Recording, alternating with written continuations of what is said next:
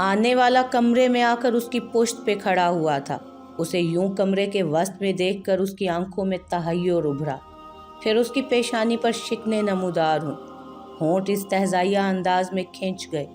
आज उसके अरमानों की रात थी जिसका उसने इंतज़ार किया था, मगर वो यूं खड़ी उसका मुंह चिढ़ा रही थी। तुम उठ गई हो? मुझे लगा तुम बेड पर घूंघट निकाल कर बैठी होगी, थोड़ी सी शर्मा रही होगी, लजा रही होगी। मैं आऊँगा तो घूंघट उठाऊँगा, फिर तुम्हें मुंह दिखाई दूँगा, लेकिन तुम तो अपना घूंघट खुद ही उठा चुकी हो। वो शल सी खड़ी उसे सुनती रही, हवास साथ छोड़ रहे थे, दिमाग सुन सा हुआ था।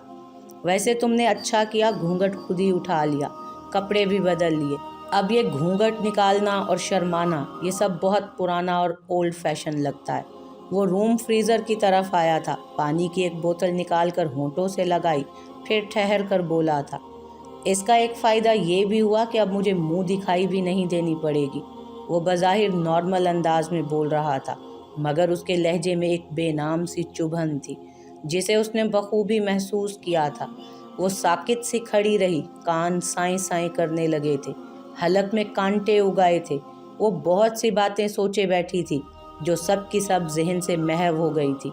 वो उसकी तरफ रुख नहीं मोड़ पा रही थी, कमरे की दीवारें जैसे उसे घूर रही थीं, उसका दिल हौला रही थी। ओस्मान हाउस का बेशतर हिस्सा तारीकी में डूबा हुआ था, चंद बैरूनी लाइटें रोशन थीं।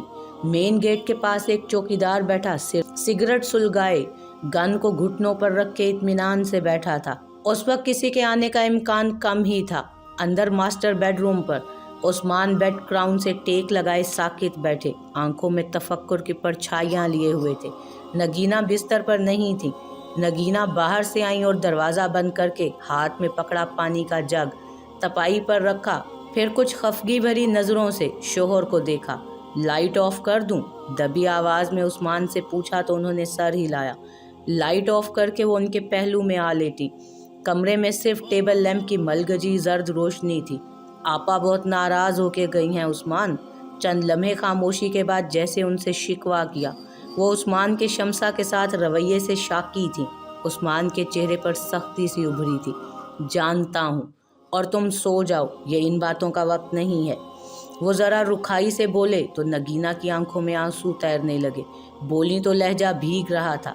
एक ही तो मेरी बहन है, आपने उनके साथ ऐसा सलूक कर दिया। अब वो मुझसे नाराज़ ही रहेंगी, कभी बात नहीं करेंगी। उनको मैं जानती हूँ। वो शिकवे शिकायतें ज़ुबान पर ले आईं तो क्या करता, उनका मुतालबा भी तो देखो। वो ज़रा तुर्शी से बोले तो नगीना ने उन्हें हैरत से देखा। नहीं उस्मान, आप ज़्यादती कर गए हैं। उन्होंने ऐसी नाजायज़ बात भी नहीं कही थी। शीना अब बड़ी हो गई है, अभी बचपना है उसमें, लेकिन शादी तो उसकी करनी ही है ना। घर पे तो नहीं बिठा कर रखेंगे।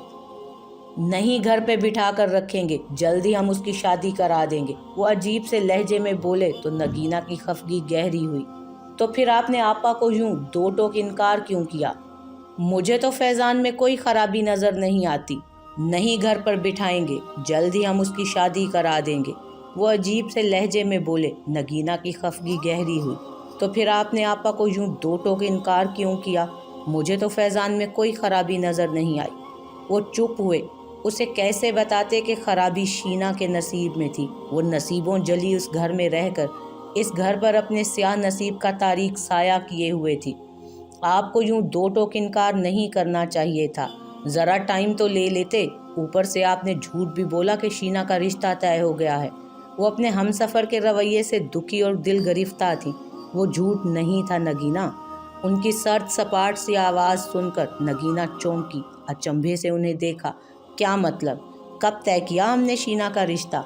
हैरत से ज़रा बेजार सी बोली तो उस्मान के होंठ सख्ती से भींचे थे।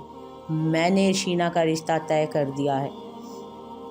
उनकी आवाज़ नगीना की समात से टकराई। लैंप की मध्यम रोशनी में उनके चेहरे पर छाई गहरी संजीदगी देखकर वो भुचंकी सी रह गई।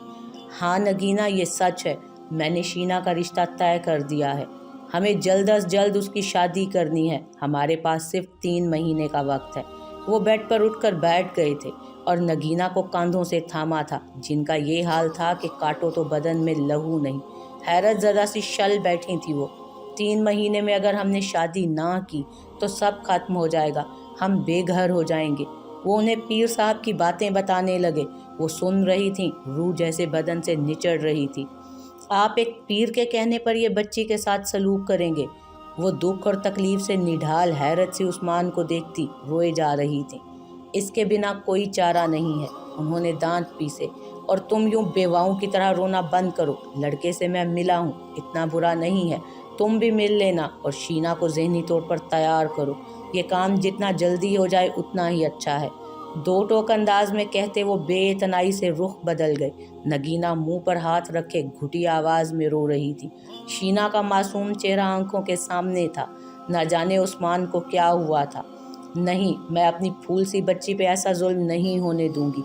किसी भी राह चलते बंदे से कैसे ब्याह दूं? राहों में तो कई तरह के लोग होते हैं, चोर, डाकू, राजन, कातिल, सब। आंसू बहाती वो उस्मान को उसके इरादे से बाज रखने का अहद कर रही थी। शाम ढलकर स्याह रात में बदल चुकी थी। आसमान के वसी कैनवस पर सितारे जुगनू बनकर चमक रहे थे। चांद कभी झलक दिखलाता तो कभी बादलों की ओट में छुपता, जैसे आंख मचोली खेल रहा हो। हसीब माल रोड पर से गुजर रहा था। वैसे तो माल रोड पर रात भर रौनक रहती थी, मगर ये हिस्सा कदरे खामोश और पुरसकून था। खाल खाली दुकानें खुली थीं। जा बजा स्ट्रीट लाइट्स के पोल अंधेरे को शिकस्त देने की नाकाम कोशिश कर रहे थे। जीन्स की जेबों में हाथ डाले, एक रुमाल गर्दन से लपेटे, वो खिलंडरा सा नौजवान लगता था। उसका सर झुका हुआ था और कदम जैसे मैकेनिकी अंदाज में उठ रहे थे। दिमाग में सोचों की मुहिब आंधी चल रही थी। 4 साल पहले आज के दिन वो घर छोड़ के आया था, फिर मुड़कर नहीं गया था, जैसे घर से हर नाता ही टूट गया हो। उसके वजूद में एक अजियत सी उतरी। उसने आंखें मीच ली। बाबा का रवैया ऐसा ना होता तो वो कभी घर ना छोड़ता। वही थे जिन्होंने उसका जीना दुश्वार करके उसे घर से निकलने पर मजबूर कर दिया था। बिला जवाज की पाबंदियां और हर वक्त के तानों की मार कर उन्होंने वजूद ही छलनी कर दिया था उसका। उसके बाबा चौधरी हशमत जमाल करीब 500 एकड़ ज़रई ज़मीन के मालिक थे, जिसकी कीमत करोड़ों से निकलकर अरबों में थी। ज़मीन से होने वाली सालाना आमदन करोड़ों में थी। इलाके के मालिक मुख्तार और करता धरता थे, सब उठकर सलाम करते थे उन्हें। उनकी शादी हसीब की अम्मा से हुई थी। कई औलादें थीं और बचपन में ही मर गई थी। फिर वो पैदा हुआ। उसके बारे में भी लोगों का यही ख्याल था कि नहीं बचेगा, मगर वो जिंदा रहा। तब बाबा उस पर कड़ी नज़र रखने लगे, हर बात पर रोकते टोकते, अपनी मर्जी पर मजबूर करने लगते। वो चिढ़ जाता था। बागी फितरत थी। अम्मा भी ने उसे आज़ाद पैदा किया था। वो आज़ाद रहना चाहता था। 5 साल का था जब उसे बाबा से पहली बार मार पड़ी थी। कोई मामूली सी खता हुई थी उससे, जो उसका जुर्म बन गई थी। फिर ये मामूल बन गया। उससे खता होती और बाबा उसे छड़ियों से बेदरेक पीटा करते। अम्मा भी चुप रहती। वो कभी बाबा के सामने बोल नहीं पाई थी, हमेशा दबी रही थी, डरी सहमी सी। जब बाबा उसे रुई की तरह धंक कर चले जाते, तब अम्मा भी आंसू बहाते उसकी कमर और टांगों पर सिकाइयाँ करती, मगर बाबा के सामने कभी उनकी हिम्मत ना हुई उसे बचाने की। बाबा के ख्याल में यही एक तरीका था औलाद को राह रास्त पर रखने का। रफ्ता रफ्ता वो बड़ा होता गया। जिद उसके मिजाज का हिस्सा बन गई। अब जब उसे मार पड़ती तो वो अम्मा भी से टकोरना करवाता था। ठीक से सो नहीं पाता था। कई दिन दर्द से जागता रहता था। फिर जख्म खुद ही भर जाते थे। नफरत का एक अलाव बाबा के लिए उसके दिल में जलने लगा था। उन्होंने कभी उससे प्यार से बात नहीं की थी। वो हट धर्मियाँ करने लगा, मनमानियाँ करने लगा। दाढ़ी मूछें निकलने लगी थीं। रगों में जवानी का उबलता हुआ खून था। आवाज़ भारी हो गई थी, मगर जिल्लत का वो सिलसिला नहीं रुका था। फिर एक दिन उसने कोई मनमानी की थी तो बाबा ने उसकी माँ को गाली दे डाली। वो सह नहीं पाया। उस दिन उसने पहली बार बाबा की आंखों में आंखें डाली। ये औरत ही नहीं है, वरना इसके बच्चे पैदा होके मरते क्यों? और जो बच गया वो तुझ जैसा नाफरमान है। ये अल्फाज उसके कानों में सीसा घोल गए थे। वो बिफर कर उनके सामने जा खड़ा हुआ था। अम्मा भी आंसू बहाती उन्हें तकती रही थी। वो बेटे और शोहर के दरमियान पिस गई थी। उस दिन बाबा ने उसका चेहरा लहूलुहान कर दिया था। अम्मा भी घुट घुट कर रोती रही थी। तब वो घर से निकल आया था। वो बेटा खो चुकी थी, जिसे वो प्यार से हसीब, मेरा राजा बेटा बुलाती थी। वो उन्हें बिलखता छोड़कर शहर आ गया, जहाँ उसे रफ़ी मिल गया। जिस ने उसे जीने के ढंग सिखाए थे। उसे अम्मा बी से बहुत शिकवे थे। उसका दिल फरियादें करता रहा था, अम्मा बी मुझे बाबा से बचाओ, तुम प्यार करती हो ना मुझे, बचाती क्यों नहीं। पर वो नहीं आती थी, दूर से आंसू बहाती रहती थी। वो यूं ही फुटपाथ पर जेबों में हाथ डाले चला जा रहा था। कई आंसू आंखों से ताल्लुक तोड़कर उसके गालों पर लुढ़के थे। वो रो नहीं रहा था, बस उसके गाल भीग रहे थे। उससे चला नहीं गया, आंखों से आंसुओं की बारिश सी हुई थी। वो वहीं दीवार का सहारा लेकर बैठ गया। बदन पर लर्जा तारी था और गाल तरबतर हो रहे थे। गांव के कुछ लोग उसे मिले थे, जिन्होंने उसे बताया कि उसकी अम्मा भी उसकी याद में रोती है, मगर उसे कभी अम्मा का कोई पैगाम नहीं मिला। शायद अब वो बाबा के जलाल से दबती थी। हसीब को कभी कभी लगता था अम्मा भी हशमत जलाल से मोहब्बत करती थी। वो जैसा भी था उनका शोहर था, और वो ठहरी शोहर परस्त बीवी। शायद उनकी मोहब्बत यकतरफा थी। शहर में रफ़ी ने उसकी हर तरह से खबरगिरी की थी और फिर उसे इस लाइन पर डाल दिया था। उसने कभी किसी गरीब की जेब नहीं काटी थी, वो सिर्फ उनको निशाना बनाता जिसमें उसे अपने बाप का अक्स नजर आता था। अकड़ी गर्दन वाले नखुवत ज़दा लोग, उन्हें लूट कर वो इत्मीनान महसूस करता था, यूं जैसे अपने बाप से इंतकाम ले रहा हो। वो उठा और चल दिया। एक जगह एक पोल के नीचे कुछ फकीर गदड़ी बिछाए लेटे थे। उसके कदमों की आवाज़ पर सर उठाकर देखने लगे। उसकी जेब में पड़े नोटों की गड्डी थी। वो उसे निकाल कर तकसीम करने लगा। वो जवाब में कुछ कह रहे थे, शायद शुक्रिया अदा कर रहे थे। उसे सुनाई नहीं दिया था। वो उन्हें खाली खाली नज़रों से देखे गया। सारे पैसे बांट कर वो रवाना हुआ था कि एक तरफ से एक फ़कीर आता दिखाई दिया, जो शायद शोर की आवाज़ सुनकर आया था। हसीब उसे देखकर रुक गया, अपनी जेबें खंगाली। चंद मुड़े तुड़े नोट ही निकले थे। उन्हें फ़कीर को थमाते वो हाथ माथे पर ले जाकर उसे सलाम करने लगा। उसने हाथ जेबों में डाले और आगे बढ़ गया। शीना अपने बेड के दो जानू होकर बैठ गई। एक नोटबुक पर झुकी हुई थी, कुछ लिख रही थी। उसने लूज सी शर्ट और पाजामा पहना था, बालों को रिबन से बांध रखा था। रेशमी जुल्फों की चंद लटें चेहरे के अतराफ झूल कर पहरा दे रही थी। वो बहुत मुनहमिक सी थी। उसके सामने कई किताबें खुली थी, जिनमें से कुछ देख देख के नोट कर रही थी।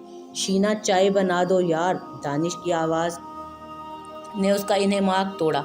वो चौंकी, फिर दरवाजे की तरफ देखा। वो दरवाजे में ही खड़ा था। किचन में जाकर बना लें भाई, वो बोलकर वापस बुक में मसरूफ़ हो गई तो दानिश ने उसे घूरा था। फिर आकर उसके सामने से बुक उठा ली। चाय पिलाओ, फिर लिखना ये, वो ढिठाई से बोला तो शीना तिलमिला आ गई। भाई मैं असाइनमेंट बना रही हूँ। गुस्से से उसे देखा था उसने। आके बना लेना यार, चाय की तलब हो रही है। वो मुल्तजी हुआ तो शीना ज़रा सी नर्म पड़ गई उसका मिन्नत भरा अंदाज देखकर। एक शर्त पे बनाऊंगी, वो ज़रा चहक कर बोली। अगर आप मेरे आने तक मेरी असाइनमेंट लिखोगे। बस 2 पेजेस रह गए हैं, आप लिख लेना। बोले शर्त मंजूर है। उसने अबरू फैलाए, जैसे कह रही हो कि मैं भी मुफ्त में कोई काम नहीं करती। तुम बहन होकर शर्तें मनवाओगी अब? दानिश ने अफसोस भरी नज़रों से उसे देखा, जो तंजिया अंदाज में मुस्कुरा रही थी। ठीक है, मैं लिखता हूँ, तुम जाके चाय बनाओ। उसे खा जाने वाली नज़रों से देखकर बादल नखास्ता वो राज़ी हो ही गया। वो फातिहाना अंदाज में उठी और बेड के पास पड़े स्लीपर्स पहनकर बाहर निकल आई। किचन में आकर चाय के लिए पानी रखा और किचन की स्लीप के साथ टिक गई। दानिश सॉफ्टवेयर इंजीनियरिंग कर रहा था। वो देर तक जागता और पढ़ता था और ऐसे ही चाय की फरमाइशें करता था। इदरीस भाई बड़े थे और बीवी के साथ इस्लामाबाद में होते थे। बाबा का एक ऑफिस इस्लामाबाद में भी था, जिसे वो संभालते थे। चाय बनाकर और कप में डालकर वो ऊपर आई तो दानिश बेड पर बैठा मोबाइल में मसरूफ़ था। ये लें, उसने चाय दानिश को पकड़ाई। लिख लिया असाइनमेंट? उसकी किताब और नोटबुक उल्टी पड़ी थी। उसने इस्तफसार किया। हाँ, लिख ली। चाय का कप थाम कर उसने इत्मीनान से कहा, फिर उठकर अपने कमरे की तरफ जाने लगा। थैंक यू प्यारी बहन, तुम बहुत प्यारी हो। अच्छा, अब ज़्यादा मक्खन ना लगाएं, जाएं, मुझे सोना है। शीना ज़रा सा घूर कर बोली तो वो मुस्कुराता बाहर निकला। शीना बेड की तरफ आई और किताबें समेटने लगी। उसे सोना था। अपनी नोटबुक को सीधा किया तो उसके होंठ भींच गए। मारे गुस्से के उसका बुरा हाल हो गया था। दानिश ने असाइनमेंट नहीं लिखी थी। जहाँ वो छोड़ कर गई थी वहाँ के तहाँ पड़ी थी। उसके हाथ भींच गए। तिल मिलाती हुई सी बाहर आई और उसके कमरे का दरवाज़ा धड़ाधड़ बजाया। अंदर से उसका कहकहा सुनाई दिया। یہ آخری بار ہے جو میں نے چائے بنائی ہے، ٹھیک ہے نا؟ وہ بے بسی سے چلائی۔ دروازہ نہ توڑو، ممی بابا جاگ جائیں گے۔ اس نے اندر سے ہانک لگائی تھی اور وہ جل بھن کر رہ گئی۔ پھر کمرے میں آ کر اسائنمنٹ لکھنے لگی۔ بہت عجیب ظالم بھائی تھا اس کا۔ صبح کالج گیٹ پر گاڑی سے اترتے وقت اس کے سر پہ مکہ مار کے بھاگوں گی، وہ پکا ارادہ کر چکی تھی۔ عثمان، آپ خدارہ ضد چھوڑ دیں، بچی کی زندگی برباد نہ کریں۔ نگینہ کی آواز میں التجا اور گہرا قرب تھا، آنکھیں آنسوؤں سے بھرنے لگی تھیں۔ عثمان کے ماتھے پہ گہرے بل پڑے، وہ اس وقت بیڈ روم میں تھے۔ نگینہ، یہ میں تم سب کی بھلائی کے لیے ہی کر رہا ہوں۔ اس کی شادی سے خیر کے دروازے کھلیں گے۔ وہ کرخ لہجے میں بولے۔ تم نے شینا سے بات کی؟ میں کیا بات کروں اس سے؟ کیا بتاؤں اسے کہ اس کی شادی کس سے ہونے جا رہی ہے؟ وہ روندھی ہوئی بھیگی آواز میں بولی۔ اب چپ کرو اور یہ ٹسوے بہانا بند کرو۔ لڑکا اچھا خاصا ہے، شادی کے بعد سب ٹھیک ہو جائے گا، ہمارے حالات سنبھل جائیں گے۔ وہ دبے دبے غصے سے بولے تو نگینہ نے ہاتھ منہ پہ رکھ کر سسکیوں کا گلا گھونٹا تھا۔ عثمان، پلیز ایسا نہ کریں، انہوں نے جیسے منت کی تھی۔ عثمان کی آنکھیں سرخ ہوئیں، جھٹکے سے اٹھے اور بیڈ روم کے لاکر کی طرف بڑھے، پھر فائلوں کا ایک پلندہ نکال کر اس کے سامنے ڈھیر کیا۔ جب بولے تو آواز کافی بلند تھی۔ کیا ہے ان میں؟ یہ سب اس قرض کے کاغذات ہیں جو میں نے پچھلے 4 مہینوں میں لیے ہیں۔ وہ ایک ایک کاغذ نکال کر اسے دکھا رہے تھے، جن پر بڑی بڑی رقمیں درج تھیں۔ میں ہر طرف سے مایوس ہو کر یہ قدم اٹھا رہا ہوں نگینہ، شینا میری بھی بیٹی ہے، میرا بھی دل دکھتا ہے، مگر یہ قرض کیسے ادا ہوں گے؟ کاروبار میں خسارہ بڑھتا جا رہا ہے، ابھی لوگ چپ ہیں، جب ساکھ ختم ہو جائے گی نا تو لوگ قرض واپس مانگیں گے، پھر میں کہاں سے ادا کروں گا؟ وہ کمرے میں بے چینی سے ٹہل رہے تھے، ماتھے پہ رگیں ابھر آئی تھیں۔ نگینہ سختہ زدہ سی شل بیٹھی تھی۔ قرض کی ادائیگی ہر چیز بیچ کر ہی ہو سکے گی نگینہ، تم سمجھو، ہم فٹ پاتھ پہ آ جائیں گے، برباد ہو جائیں گے، یہ سٹیٹس، یہ کروفر، کچھ باقی نہیں رہے گا۔ وہ نگینہ کے قریب آ بیٹھے اور اس کا ہاتھ تھاما۔ تم شینا سے بات کرو، اسے تیار کرو، میں لڑکے کو راضی کرتا ہوں، میں چاہتا ہوں بس ہفتہ 10 دن میں یہ کام نبٹ جائے۔ ان کی 2 ٹوک آواز سے نگینہ کا دل کٹا جا رہا تھا، وہ خاموشی سے آنسو بہا رہی تھی۔ اس کا ہاتھ تھاما، پھر اس کے ہاتھ کی پشت کو لبوں سے چھوا تھا۔ سفید مہین فراق میں وہ جیسے کوئی اپسرا لگ رہی تھی۔ وہ مسکرائی تو شفاف دانتوں کی 2 رویا قطار نظر آئی اور وہ بے خود سا ہوا تھا۔ اس کے ہاتھ کو پھر سے اس نے چومنا چاہا، وہ ہاتھ چھڑا کر بھاگی، پھر پلٹ کر اسے دیکھا۔ چند تتلیاں اس کی بھیگی زلفوں سے موتی چننے لگیں، کھلتے پھولوں نے اسے جھک کر سلامی دی، پھر وہ پلٹی اور فراق اٹھا کر بھاگی۔ شینا رکو، وہ اس کے پیچھے لپکا، پھر اسے تھام کر زمین سے اوپر کیا۔ اس کا روم روم معطر ہو چلا تھا۔ اس نے خود کو چھڑایا اور پھر ہوا کے دوش پر تیرتی پگڈنڈیاں اترنے لگی۔ درخت کی شاخیں اسے آس پاس سے دیکھنے لگی، نیچے جھکائی تھی اسے دیکھنے وہ۔ اس کی آنکھیں کھلی، خود کو بستر پہ پا کر لمبی سانس لی، ہونٹ بے اختیار مسکراہٹ میں ڈھل گئے۔ اب حالت یہ ہو گئی تھی کہ وہ خوابوں میں بھی آ کر شرارت پر آمادہ تھی۔ آج دن بھر وہ اسے یاد کرتا رہا تھا، وہ خواب میں آ کر دیدار کرا گئی۔ وہ آنکھیں موند کر پھر سے خود کو اس کے خواب کے فسوں میں گم کرنے لگا۔ چند لمحے یوں ہی اس کے عقب میں کھڑے رہنے کے بعد وہ دھیمے قدموں سے اس کے عین سامنے آ کھڑا ہوا۔ وہ ہونٹ بھینچے نظریں جھکائے کھڑی رہی، اسے گھبراہٹ نے آن لیا تھا، زبان جیسے گونگ سی ہوئی تھی۔ وہ اس شخص کو بنا دیکھے غائبانہ ناپسند کرتی تھی۔ وہ اسے دیکھتا رہا، جن لمحوں کا اس نے انتظار کیا تھا وہ آن پہنچے تھے۔ وہ اس کے سامنے تھی، مگر کمرے کے وسط میں۔ وہ اسے دلہن کے روپ میں دیکھنے کا خواہاں تھا جو پوری نہیں ہوئی۔ وہ ہاتھ میں پکڑی بوتل سے گھونٹ لیتے ہوئے اسے گھورتا رہا، آنکھوں میں ٹھٹھرا دینے والا تاثر تھا۔ پھر ایک انگلی اس کی ٹھوڑی تلے رکھ کر اس کا چہرہ اوپر اٹھایا۔ وہ بے اختیار آنکھیں بند کر گئی۔ وہ زندگی میں اتنی نروس کبھی نہیں ہوئی تھی۔ شاید اس کی گفتگو اور انداز میں جو اعتماد تھا وہ اسے سراسیمہ کر رہا تھا۔ تم نے جو سرخ جوڑا بدلا ہے وہ تمہیں اتنی جلدی نہیں بدلنا چاہیے تھا، میں تمہیں اس میں دیکھنا چاہتا تھا۔ اس کی بھاری آواز اس کا دل دہلا رہی تھی۔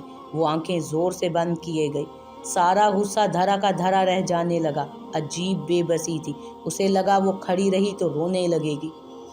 حسیب विमेन कॉलेज के सामने गाड़ी पार्क किए फ्रंट सीट पर बैठा था। नफीस सी जीन्स और ब्लू टी शर्ट पहने जिससे उसके कसरती बाजू झांक रहे थे, आंखों पे स्टाइलिश से सन ग्लासेस लगाए वो एक बेपरवाह सा नौजवान लगता था।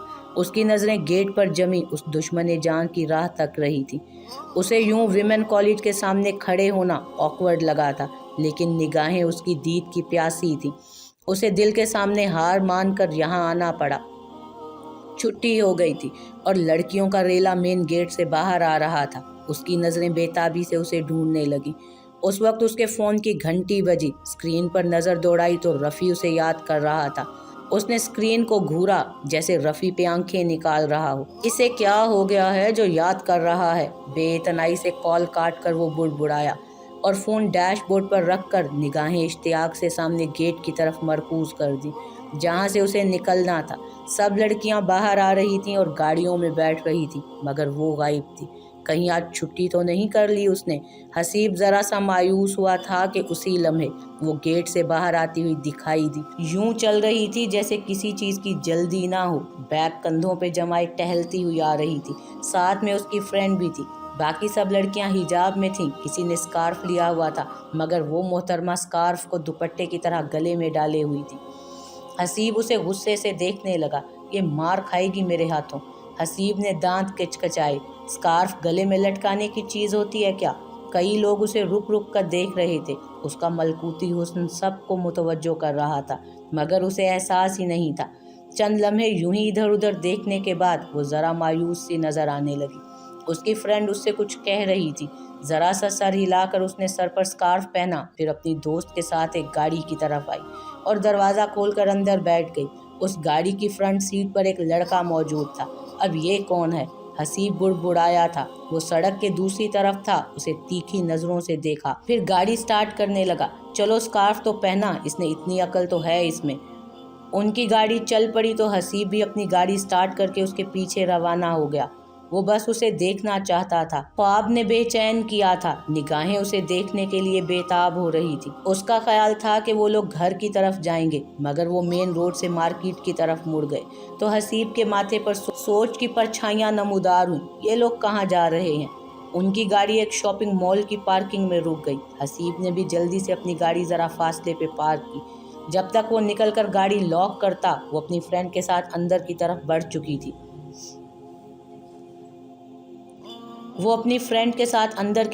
चुकी थी। उनके साथ में जो लड़का था वो बाहर ही रुक गया था।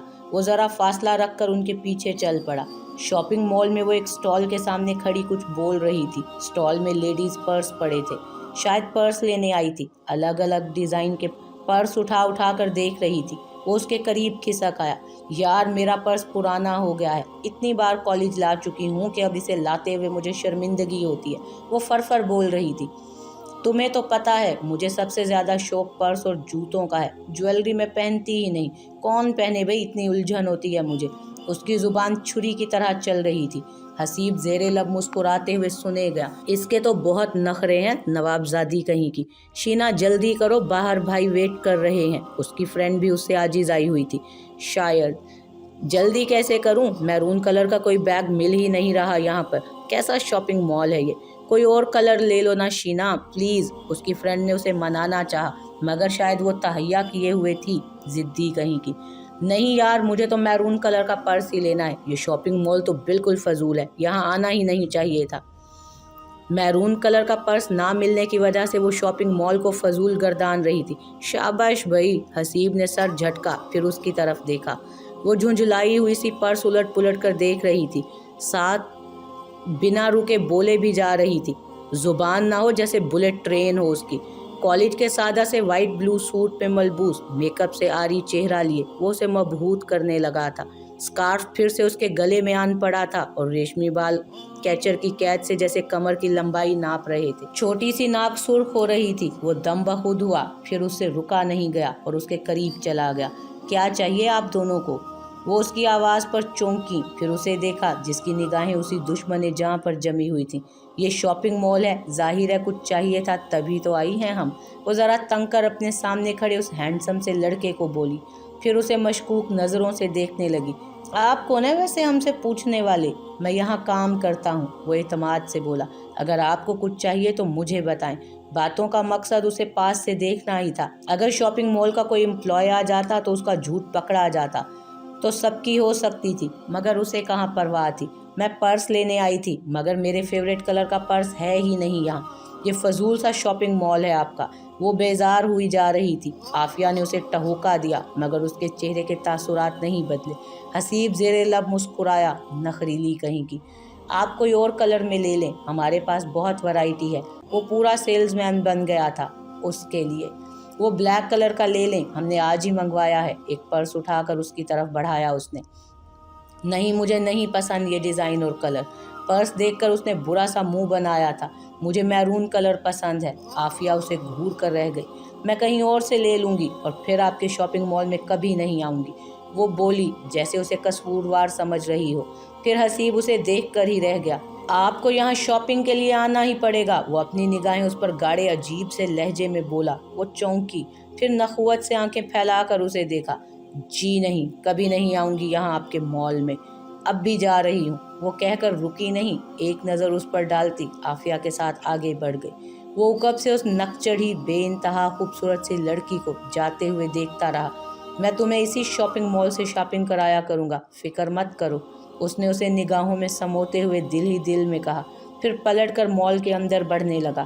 اسے اپنے لیے ایک میرون کلر کا سوٹ لینا تھا، کیونکہ لمبے بالوں والی لڑکی کو یہ کلر پسند جو تھا۔ اب یہ اس کا بھی پسندیدہ کلر بن گیا تھا۔